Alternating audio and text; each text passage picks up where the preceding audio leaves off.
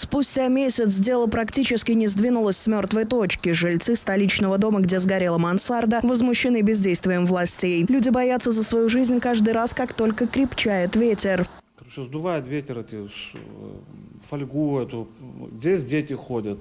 У нас вот лопнули стены. Как бы спрашивали, тоже брали интервью, как бы какие-то там финансовые возможности, там что-нибудь. Мы не просим деньги, может быть, хотя бы какой-то материал возместить, как бы вот.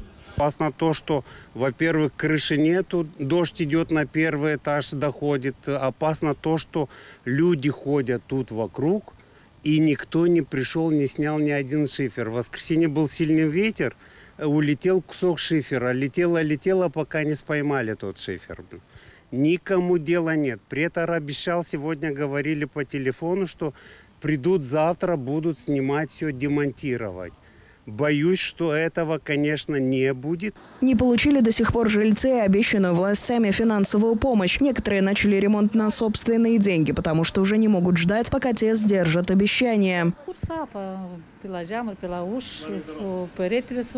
Вода текла по окнам, по дверям. Одна стена стала крошиться, нужно делать ремонт. Здесь жил парень на квартире, после пожара ушел. Нужно отремонтировать и взять кого-то другого. На деньги зятя проводим ремонт.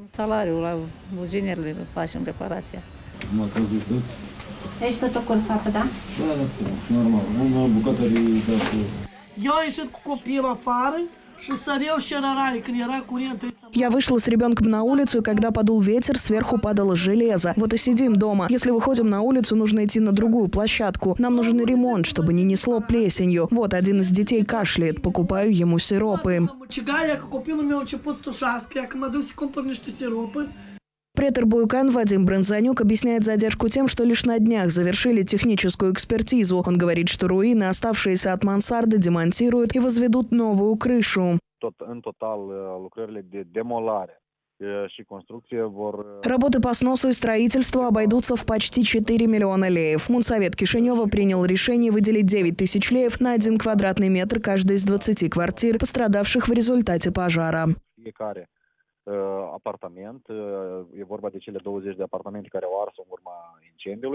Чиновник говорит, что работы по сносу и строительству продлятся примерно 2 недели. В этот период люди, оставшиеся без жилья, получат обещанную помощь от властей по 50 тысяч леев каждой семье. Компенсации выделят и жильцам нижних этажей. Разрушительный пожар в доме на улице Пеливан произошел 23 октября. Никто из жильцов не пострадал. Травму получил спасатель, задействованный в ликвидации возгорания.